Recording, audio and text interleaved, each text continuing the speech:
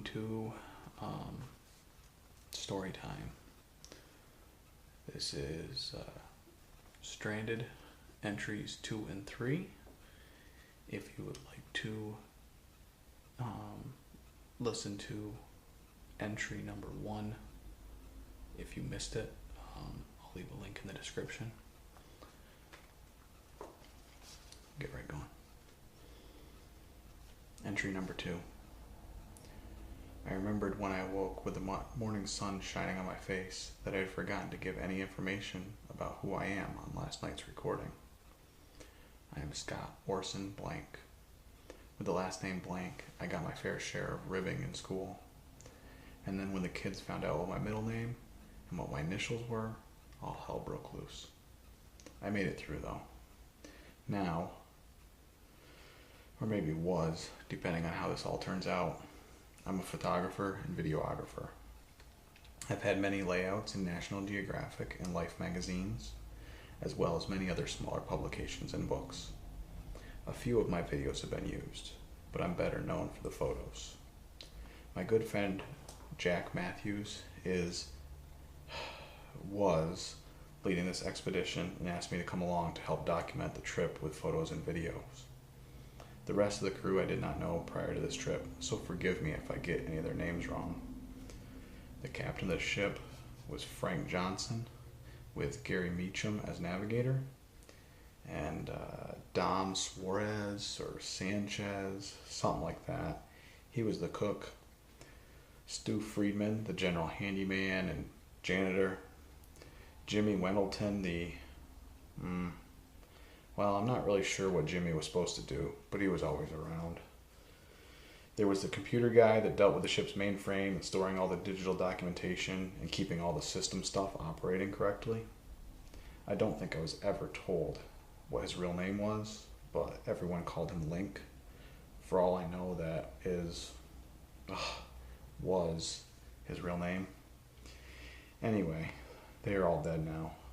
I'm not really sure how I managed to survive the whole incident. It's just kind of a blur to me.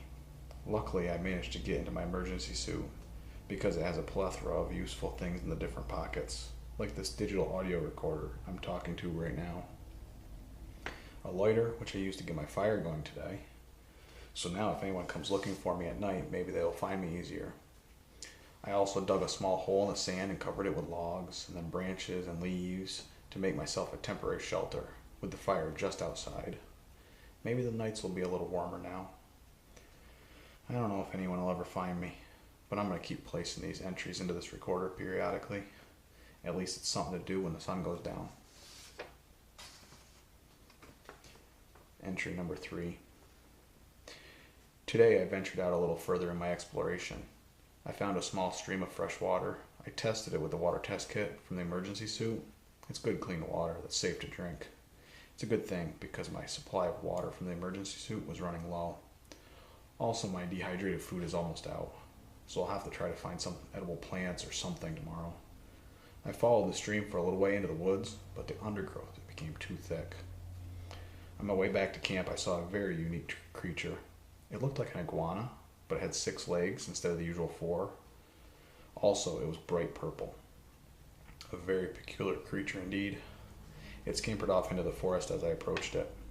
I wish I had managed to grab my camera from the ship. Oh well. I'm not sure exactly where I am, but I know our original destination was a small group of islands off the west coast of Chile. I know we had made it to the northernmost island of Bintalo, and we were on our way to the next southerly island of Totumbao. That is when the ship's control system started acting up. Shortly after that, I started smelling electrical smoke, and that is when I ran to my cabin, put on my emergency suit.